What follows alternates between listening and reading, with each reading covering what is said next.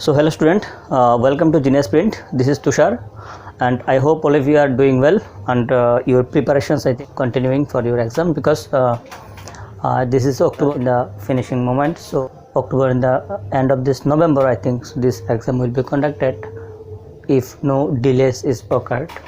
If all of you are preparing yourself very well then it is good, otherwise boost yourself so that you can crack this exam. So today as you've seen senior level, that means class 9 to 11 standard physics questions I will discuss for this BBM 2020 examination. These are simple questions and I can say that these types of question may comes in this exams also. We are, that means uploading this physics question now, then biology and chemistry also uploaded some questions. That means in case of this sample for this science and technology, be patient.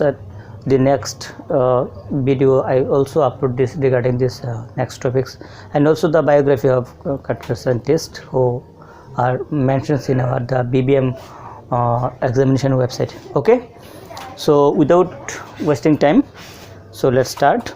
Today I will discuss 10 important questions.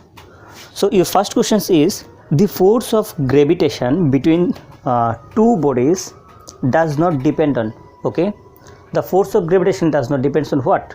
Option A says that their separation. Option B says that the product of their masses. Yes, on the product of their masses they can depend. Option C said that the sum of their masses.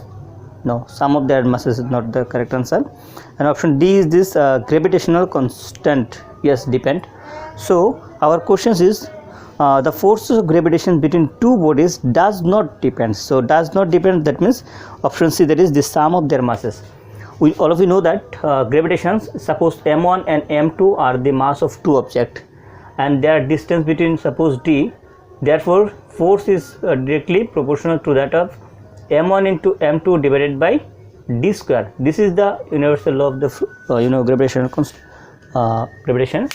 So I can say that the product of masses on depend, distance also depend, so sum of their masses does not depend. So option C is the correct answer.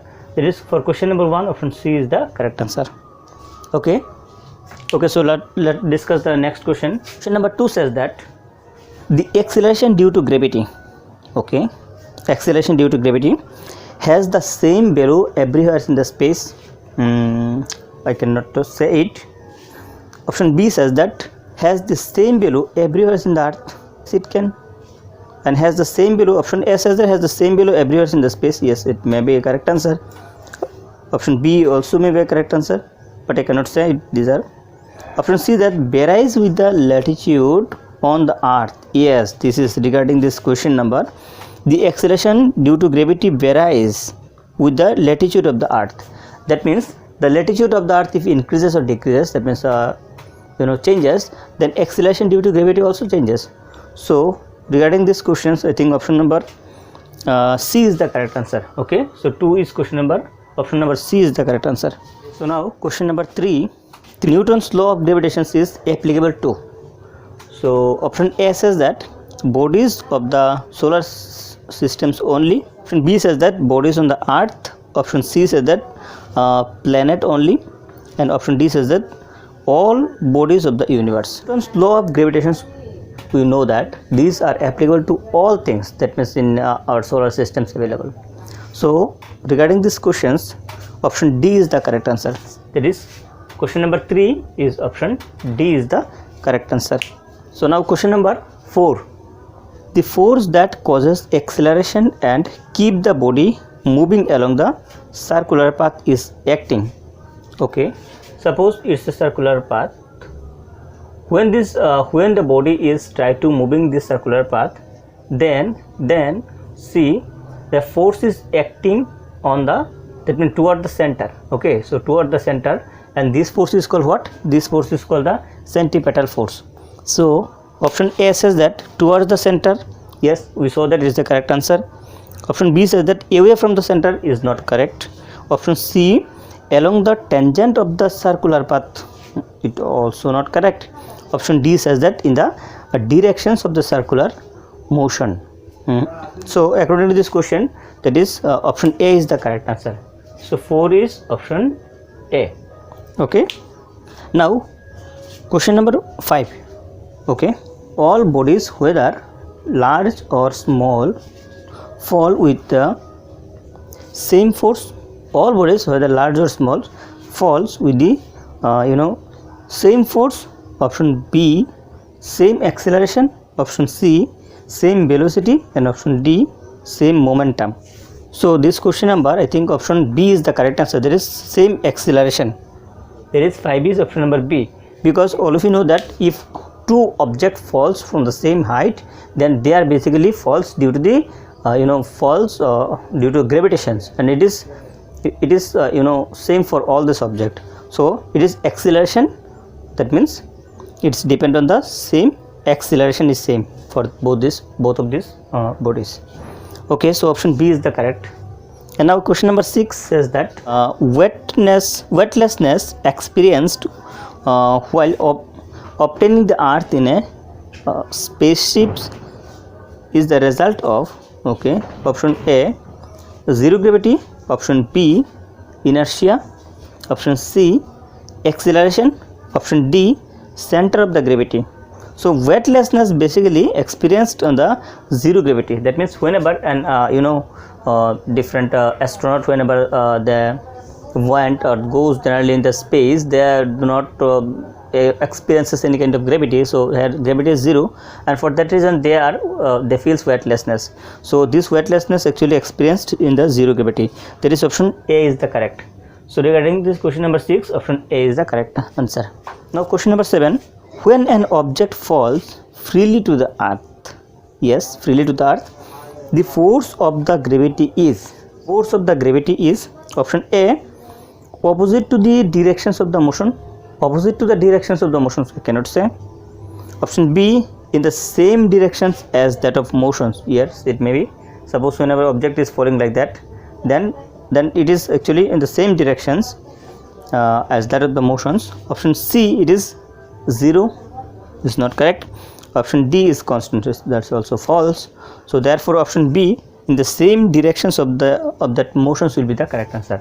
Okay, so this question number 7 is option B is the correct answer.